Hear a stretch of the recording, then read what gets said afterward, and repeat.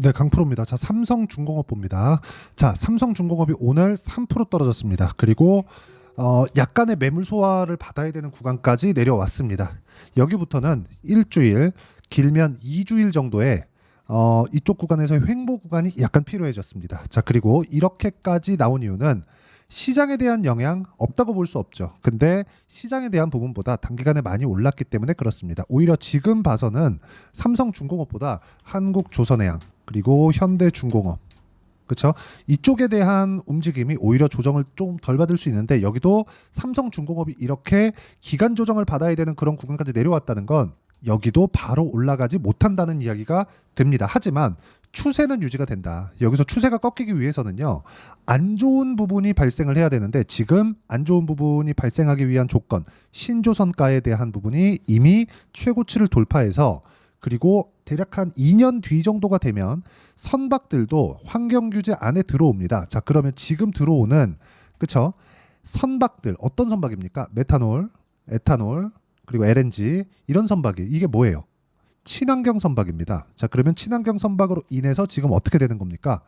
신조선가의 상승. 그쵸? 어쩔 수 없다는 거죠. 신조선가는 왜 올라요? 도크가 없으니까. 배를 지금 만들어줄 수가 없잖아요. 그래서 지금 들어오는 건 28년도에 인도가 되는 계약건을 받고 있는 거라고 보시면 됩니다. 자, 그럼 지금 만들고 있는 것보다 지금부터 들어오는 수주건들은 계속해서 선가가 높아진 고가 수주 물량이라고 보시면 됩니다. 그러면 이제 이걸 먼저 이해를 하시죠. 자, 조선업은 뭡니까? 노동 집약적, 자본 집약적인 산업이에요. 일단 진입 장벽이 높죠. 그리고 전통적인 역사를 가지고 있는 부분도 필요합니다. 자, 그리고 여기서 더 중요한 거 진입 장벽이 높기 때문에 굳이 여기 들어와서 그쵸 수많은 요즘에 그 반도체 이야기를 할 때 퀄 테스트라 그러죠. 조선도 마찬가지죠. 그쵸 많은 물품을 싣고 그리고 사람도 싣고 그쵸 대양을 누비는데 그 대양을 누비는데 이 테스트를 안 하겠습니까? 그쵸 안정적인 곳에 막 20년 30년씩 쓰는 선박들을 당연히 수주를 이쪽으로 맡길 수밖에 없다. 경쟁 자체가 안 된다. 그리고 더 우리가 집중해서 봐야 될 부분은 장기간 10년 이상의 장기 침체를 겪어왔죠. 그걸 제가 이번에 보여드리는 여기 신조선가의 추이만 보더라도 명확하게 볼 수 있는 부분이에요. 2008년 그렇죠? 금융 위기를 기점으로 신조선가가 쭉 떨어졌습니다. 그리고 나서 반등을 시작했죠. 그리고 20년, 21년 들어와서 수주가 강하게 터져 나왔고 지금 나오는 수주 물량들은 뭐예요? 이때 20년, 21년보다 훨씬 더 고가의 수주 물량이 됩니다. 그리고 여기 배값이 떨어지면서 즉 선가가 떨어지면서 뭐가 나온 겁니까? 가격 경쟁이 붙었고 지금은 가격 경쟁이 붙는 과정에서 10년 이상의 시간이 지나왔기 때문에 그 기간 동안 살아남은 조선사들이 없습니다. 경쟁이 더 줄어들었다. 그리고 이런 부분에 앞서서 가격이 먼저 반영하는 겁니다. 뭐보다 실적보다. 그렇죠. 이게 진짜 중요한 내용이에요. 그리고 예상치에 대한 실적. 현대중공업 기준에서 예상치에 대한 실적이 6,500억입니다.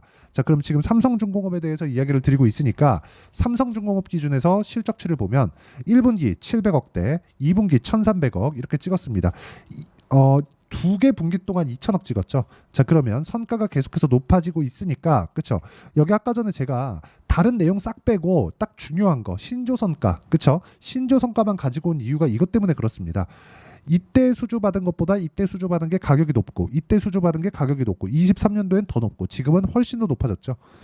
도크가 없으니까 이런 일이 생기는 거고 지금 예약하는 도크 즉 슬롯은 어디까지냐 28년도에 인도되는 물량을 그쵸 인도되는 선을 수주받고 있는 겁니다. 자, 그러면 지금 여기서 손익분기점이 지나와요. 아니 자본집약적인 노동집약적인 산업에서 손익분기점이 넘는 것까지가 어려운 거지. 여기를 넘어섰을 때는 어떻게 돼요?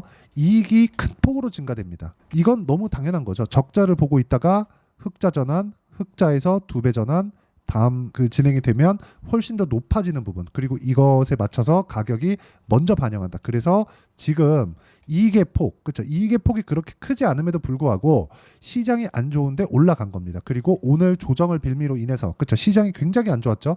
그 조정을 빌미로 인해서 하락하는 부분을 만든 거고 이 구간을 이해하기 위해서는 우리가 실전에서 어떻게 매매를 해야 되는지를 판단하는 게 중요합니다. 자, 조선주를 이야기를 드리고 있으니까 STX 중공업을 제가 어떻게 매매를 했는지를 내용을 보여드리면 정확하게 돌파하는 구간. 즉 선반영하기 때문에 돌파하는 구간에서 제가 매매를 했고 30%씩 이런 수익 구간을 만들어 냈습니다. 그리고 이 내용에 대한 부분은 제가 라이브에서, 그쵸, 라이브에서 실제 어떤 식으로 매매를 하는지를 라이브에서 공개를 하도록 할 테니까 구독과 좋아요 눌러주시면 입장 가능하고요. 상단에 있는 전화번호로 구독 또는 라이브라고 문자 보내주시면 여기 라이브 입장 링크 함께 공유를 해드리고, 그리고 여기 소통방에서도 제가 함께 매매를 진행하고 있으니까 소통방도 함께 공유를 해드리도록 하겠습니다.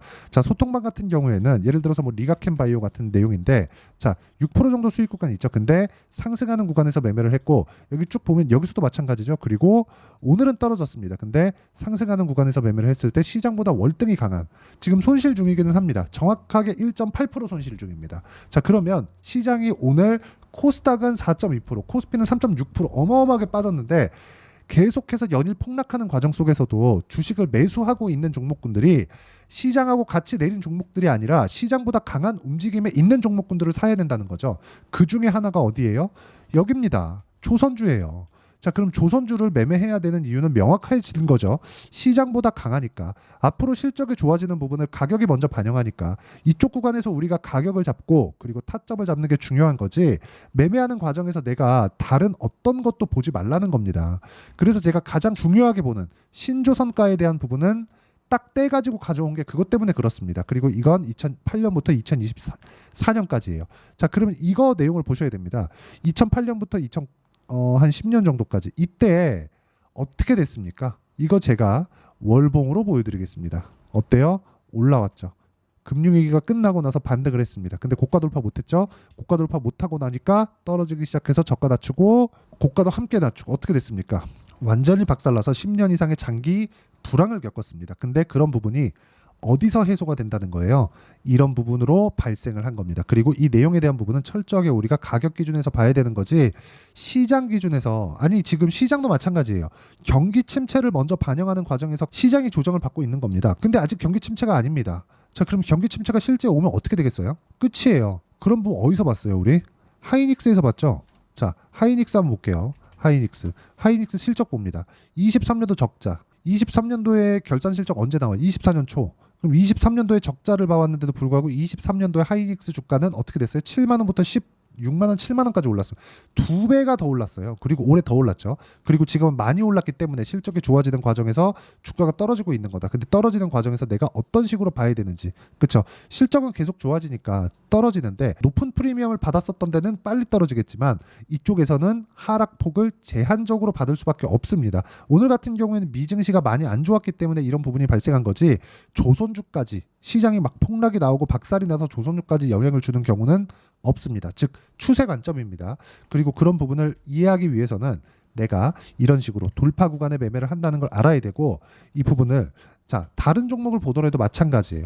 알테오젠 같은 종목들 보면 어때요? 올라가는 구간에서 매매를 했을 때 30%씩 이렇게 수익 구간을 만들어내고 있으니까 라이브 와서 배우시면 되고요. 여기는 다 무료로 진행하고 있으니까 구독과 좋아요 눌러주시고 상단에 있는 전화번호로 라이브라고 문자 보내주시면 제가 입장 링크 공유를 해드리고요. 자, 무엇보다 가격에 대한 부분을 어떻게 내가 매매 전략으로 이해를 할 것인지, 그 부분에 대한 내용은 여기 삼성중공업의 단기 보유 전략, 단기는 2주입니다. 2주 동안 내가 어떻게 수익 전환 시킬 것인지 그 내용에 대한 부분이고, 그리고 이 내용을 토대로 제가 실시간 타점을 문자로 공유를 해드리도록 할 테니까 상단에 있는 전화번호로 삼성중공업이라고 문자 보내주시면 단기 보유 전략과 실시간 타점을 함께 공유를 해드리도록 하겠습니다.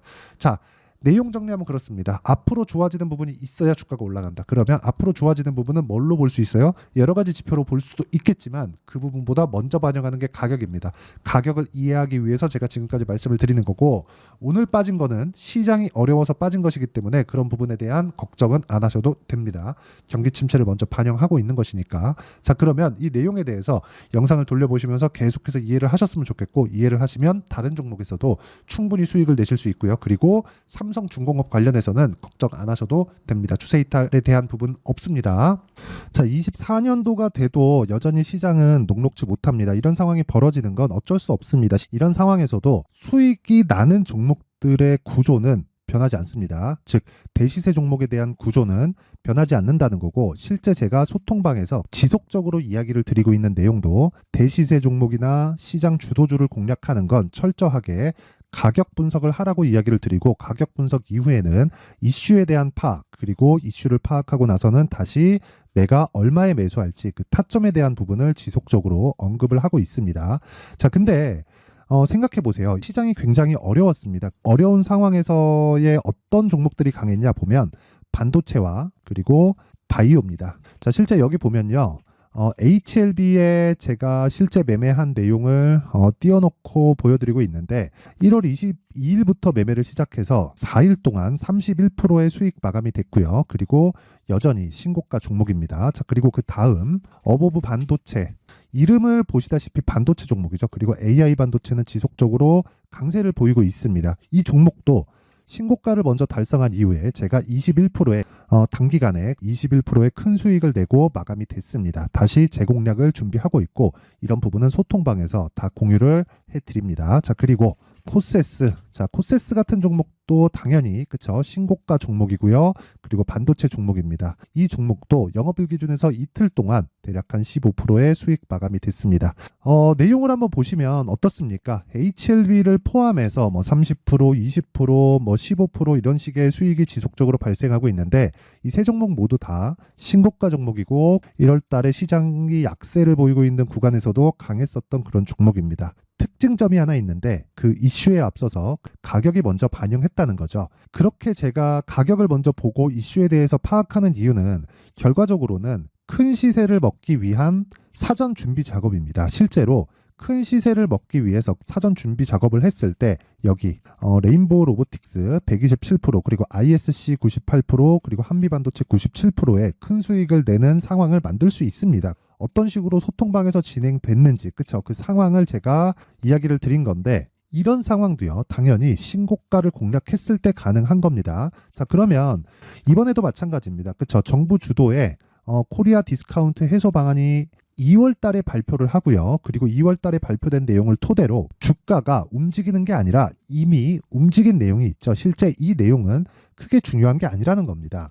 실제 움직인 내용을 보면 자, 기아차입니다. 실제로 12월 달에 신고가를 만들어 놓고 정부에서 입김을 불어 넣으니까 순식간에 기아차를 포함해서 현대차 같은 거대 기업들의 주가가 2주도 채 되지 않아서 40% 정도의 큰 시세를 냅니다. 자, 그러면 우리는 어떤 종목을 봐야 될까요? 이슈를 파악해야 되는 것도 맞지만 철저하게 가격에 맞춰서 매매를 해야 되는 게 당연히 중요합니다. 정부가 주도하는 정책 방향이 있겠죠. 그 방향에 맞춰서 우리가 종목을 찾을 필요가 있다. 자, 그러면 답이 나왔습니다. 정부가 주도하는 방향에 맞춰서 제2의 기아차를 찾는 게 지금은 중요하다. 근데 정부 정책의 방향에 맞게 가자. 그랬을 때 앞서서 제가 보여드렸었던 내용인 여기 레인보우 로보틱스 127% 그리고 ISC 98% 그리고 한미반도체 97%와 같은 수익을 낼 수 있습니다. 물론 시간에 대한 부분은 최소 2주의 시간이 필요하고요. 그리고 최장 3개월 안에 끝내야 됩니다. 자, 기아차의 시세를 보셨던 것과 같이 2월 달에 정부 정책의 방향이 결정되고요. 바로 3월 달이면 시행입니다. 자, 그러면 우리는 거기에 맞춰서 당연히 종목을 찾아야 되고 제가 제2의 기아차를 찾아놨습니다. 제가 아까 전에 소통방에서 이야기를 드렸었던 내용 다 공개를 해드렸는데 그 내용처럼 종목만 받고 싶다 하시는 분들은요. 상단에 있는 제 전화번호로 대시세, 자, 대시세라고 문자를 보내주시면 정부 정책의 방향에 맞는 종목을 모든 분들에게 무료로 공개를 해드리도록 하겠습니다. 자, 제가 원하는 건 채널 성장이 목적입니다. 자, 그래서 구독과 좋아요 꼭 좀 부탁드리고요. 모든 분들이 정부 정책에 맞는 방향으로 매매를 이어가서 큰 수익 보셨으면 좋겠습니다.